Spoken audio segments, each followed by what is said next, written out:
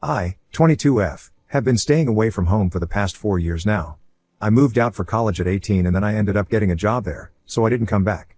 I did visit occasionally, but that was about it. And to be honest, it's not like I actually miss the place where I grew up, since my childhood and teenage years were not very pleasant. Growing up, I was bullied relentlessly for just about everything. My dad passed away when I was 10 years old, so I grew up kind of poor. I mean, there was food on the table every day, but that was the bare minimum. I was also sort of really tall and thin, so I looked very lanky, which also became something that people would bully me about, calling me Slenderman and stuff. I tried to laugh it off, but it would hurt. Things got particularly bad in high school and people got way meaner. There was a group of girls who wouldn't pass up any chance to make fun of me and bully me. They would bully everyone in general, to be fair, but I was one of their favorites. It made me insecure about almost everything, from my weight to the way that I lived. I wanted to disappear altogether, it was so bad. One time, these girls bullied me for the length of my jeans.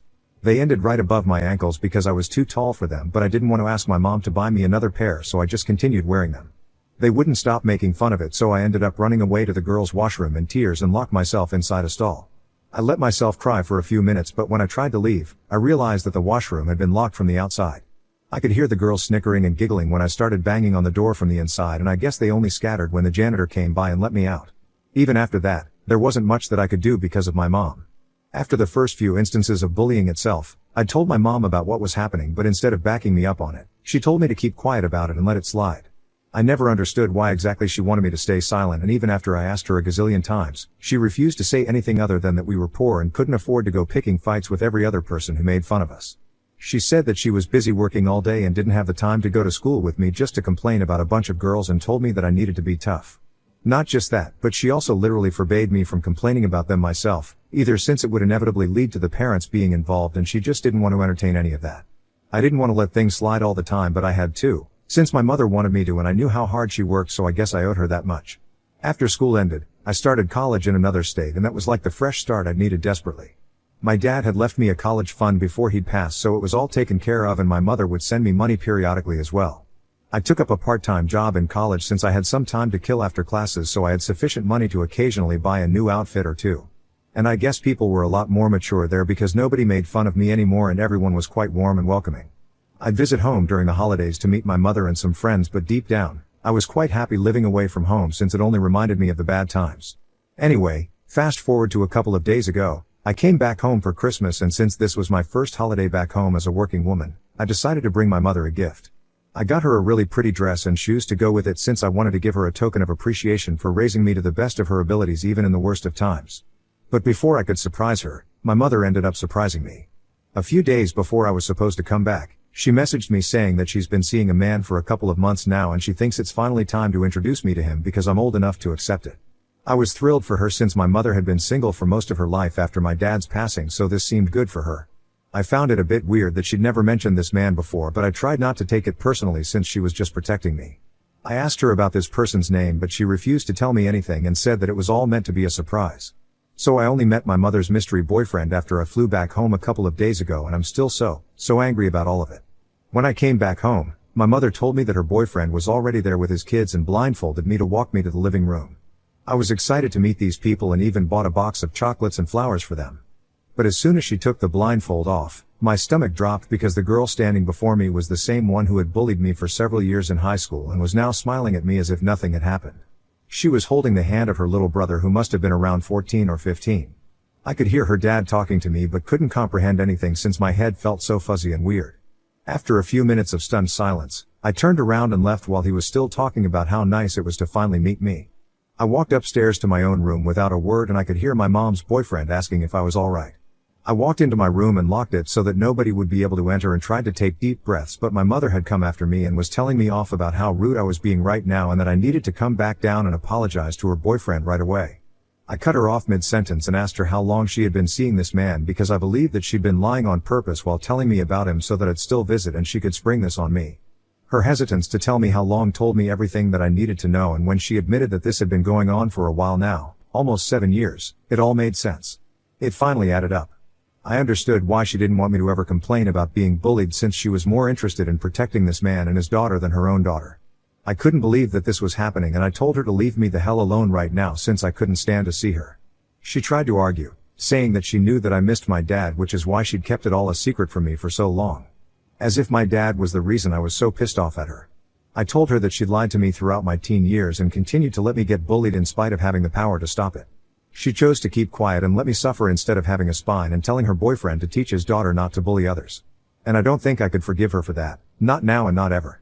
She tried to explain that back then, their relationship was just starting out and she didn't want to mess it all up because of his daughter's behavior and tried to defend whatever she did, but I just couldn't accept it. After a while, she left and said that she'd be ready to talk to me once I was out of my room and said that she'd serve dinner at 9 so I'd better come down soon. I was in no mood to talk to her or anyone else. I was so horrified and angry that my mother had chosen to be his girlfriend over my mom. Her goal should have been to protect me first and not her relationship, and I don't even know how she could even think that her explanation was one that would make me feel okay about this situation at all. The more I sat in my room and thought about it, the more I ended up thinking about how many nights I'd cried myself to sleep in this very same bed and the angrier I felt about the unfairness of it all. So I did something that might have been a little too rash and stupid of me. I called up the cops and reported my mother. I wanted to sue her for everything that she'd done to me, but instead of going to the lawyers, in my state of mind, I ended up calling the police to press charges. They did show up in a while and it took me some time to explain whatever had happened while my mother and her boyfriend explained that I was just being hysterical. The cops sort of understood that I was going through a breakdown of some kind and explained to me that I'd be better off with a family lawyer and then left. After they left, I was still feeling pretty worked up and could feel a panic attack coming on, but my mother flipped out on me and refused to let me go back up to my room. She screamed at me about how I was being an ungrateful brat and that calling the cops on her was the lowest thing I could do, while her boyfriend agreed that I had indeed gone too far. I wanted to fight back, but my chest was tightening and I felt really dizzy, so I just didn't have the energy for it. A few minutes into it, I think I must have collapsed and fainted or something, because the next thing I remember is waking up in the ER. Apparently, I'd fallen unconscious due to the lack of food and water, and that, combined with the stress, led me to this state. I'd refused to eat or drink anything at my mom's house, so I guess that made sense. The nurse let me know that I'd been out cold for around an hour or so and my mother had been waiting to see me. I felt a little guilty, but all of it went away once she dropped in and told me that even though she understood how betrayed I must be feeling, she still stood firm on the fact that what she did was necessary and there was nothing wrong with choosing her own relationship over her daughter. She tried to downplay the seriousness of me getting bullied by saying that her boyfriend's daughter didn't mean any harm and it was all in good fun, so I shouldn't have been taking it to heart in the first place, either. I couldn't believe that she was defending her actions and my bully even when I was in such a condition and expected me to apologize for trying to get her in trouble with the law. So I told her to get the hell out of the room and leave me alone. It's been a few days and since then, I've packed my stuff and moved to a hotel for the rest of my stay here, and my mother didn't try to stop me either. Now, I'm considering suing her for causing me emotional distress for the entirety of my high school life on purpose and denying me a safe environment to grow up in despite having the opportunity to do so. I'm a little hesitant though, since it'll pretty much ruin my relationship with her and I don't have any other family to speak of. But I also can't just let this go. I've let things slide my entire life, but this is too enormous to forgive, and no matter how hard I try to think about this from her point of view, I cannot justify it to myself. I don't know, Ida, for wanting to sue my mother after she refused to stop me from getting bullied while I was in high school. Update 1. I learned some more information about my mother and her boyfriend. I told my friend about whatever had happened in the past couple of days, and while she did seem a little taken aback, she also said that she'd known about whatever was happening. As a matter of fact, everyone who lived in our neighborhood did, but the rumors never reached me because I was so quiet and barely ever spoke to anyone. My friend never told me since she never bought into these rumors and didn't want me to worry for no reason. And the bullies never brought it up since it involved their ringleader's dad.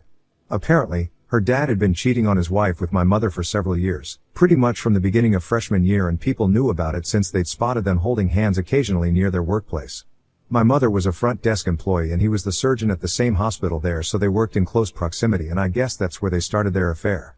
It came as a shock to me that so many people had known but not me, and I kicked myself for being such an introvert, since having this bit of information would have helped me so much back then. I'm obviously disgusted that my mother had been with a married man and then preached to me about the importance of family loyalty. Yeah, she'd said that while trying to make me realize how I'd messed up by calling the cops on her. The hypocrisy is insane. Her boyfriend dumped his wife a few months ago, from what I know, and he and his younger son have been living with my mother since then. Their daughter, my high school bully, moved out of the city around the same time as I did, so she probably doesn't know much about this arrangement either. So yeah, that whole thing that my mother said about this being her new boyfriend or whatever had been a lie, and she'd tried to fool me into believing that this was something that had been going on only for a few months and not 8 whole years. I'm just so disgusted by all of this, I don't even know what to say right now.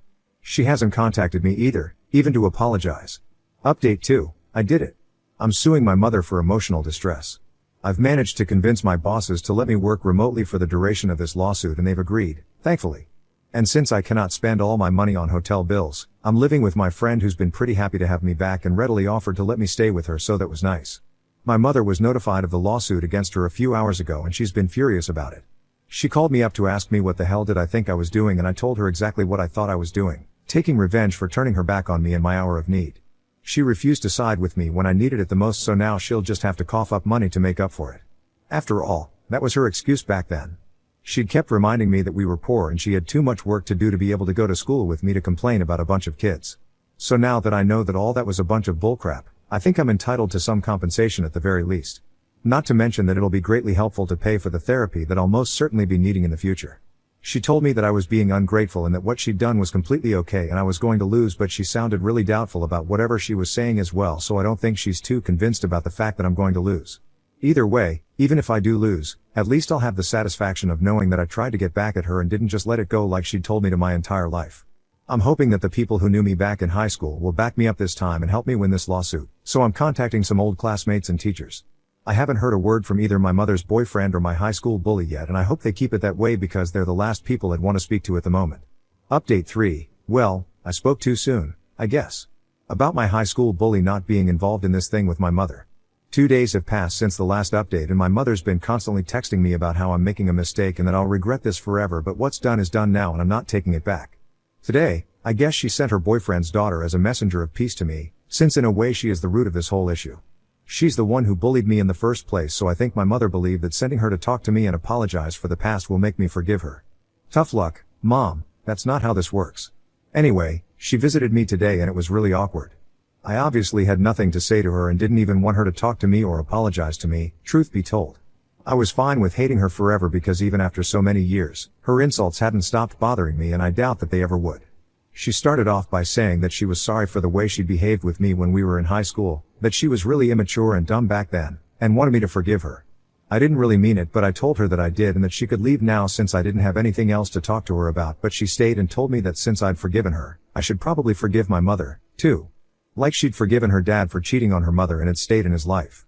Firstly, the only reason she'd forgiven her dad was because he was really rich and she wanted to be in his life because of the money. Even her mother had settled the divorce without much of a fuss because of the thousands of dollars that she received as settlement and will continue to receive as alimony.